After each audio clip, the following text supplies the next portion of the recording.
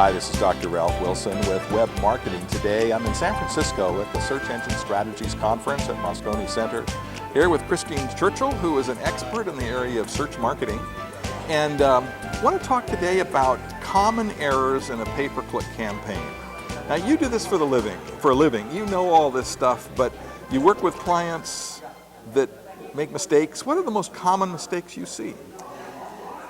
That's a really good question, Ralph, because we see a lot of the same type of errors over and over again.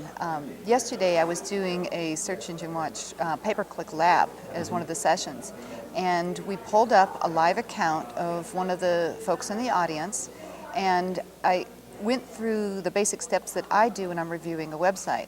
The first thing I like to do is I like to go over to the campaign settings and look which networks they're doing.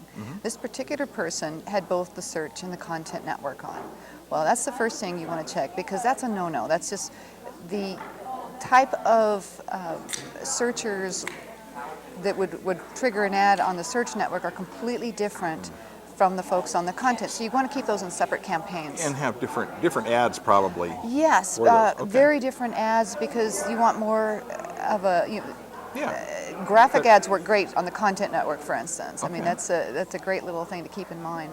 But they're very different. They're in different stages. They're so the search network, that is the search results. Right.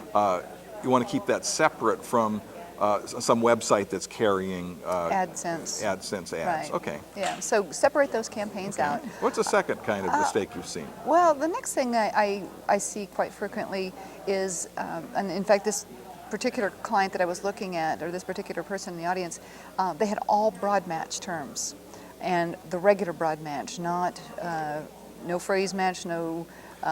Tell us what broad match is, just briefly. Broad match, there's now 4 types of matching within Google. There's the exact match, which the ad will only trigger or show up when the search query includes the keywords that are in the brackets.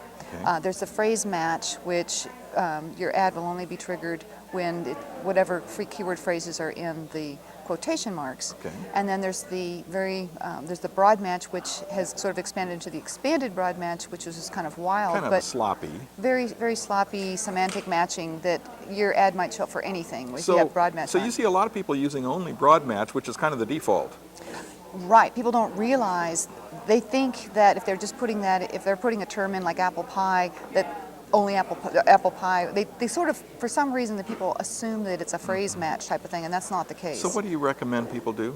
Well, first, I would not recommend they use broad match if they're beginners or newbies to pay-per-click. If they do want to grow their campaign and use more than the phrase or the exact, they might try the new matching, So broad match modifier. Understand matching well, don't just take the default. Right. What other kind of mistakes do you see? Geo-targeting errors. The individual What's account. geo-targeting? Geo-targeting allows you to only show your ads in certain geographical regions. Okay. So you can say country, you can say state, you can say the DMA, a certain area around a metropolitan area. You can do Even polygon. a zip code, I suppose. You can, or radius, a group of zip codes. radius. So you can have a lot of control So over. what errors do you see? Well, for instance, this individual had the entire state of California as their geo-targeting, where they really only serviced Northern California in a very small region. So he was showing his ad in places that weren't relevant for him. What are some other errors you've seen? Well, one thing that really helps with a small business is to maybe do what we call ad scheduling, or called day parting, and that limits when your ads are being shown.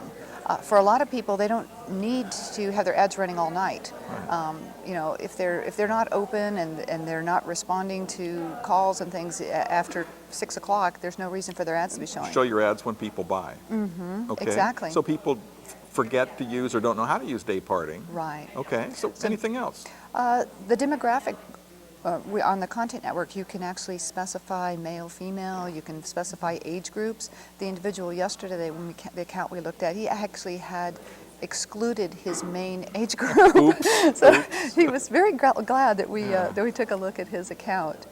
And then the other thing is, if you are using broad match, make sure you have negative keywords, and a lot of them. Okay, So now tell us about negative keywords. negative keywords exclude your ad from showing if that particular phrase that you've designated as a negative keyword appears in the query. So sometimes you have a business in one industry that uses some of the same keywords as a business in another industry, and you get the wrong people clicking on your ad and lose money. Yes. So you can, if they have a second keyword, you can exclude some of those. Exactly. A negative keyword. Yeah. Well, thanks for sharing those with us. Tell me about your business and what you do. Well, I'm president of Key Relevance, which is a full-service search marketing company. We're based in Dallas, Texas. We do organic search, we do paid search, we do a lot of analytics, we do some social media, and we help clients find, we look at ourselves as problem solvers for clients. That's great. Thanks so much. This is Ralph Wilson with Web Marketing.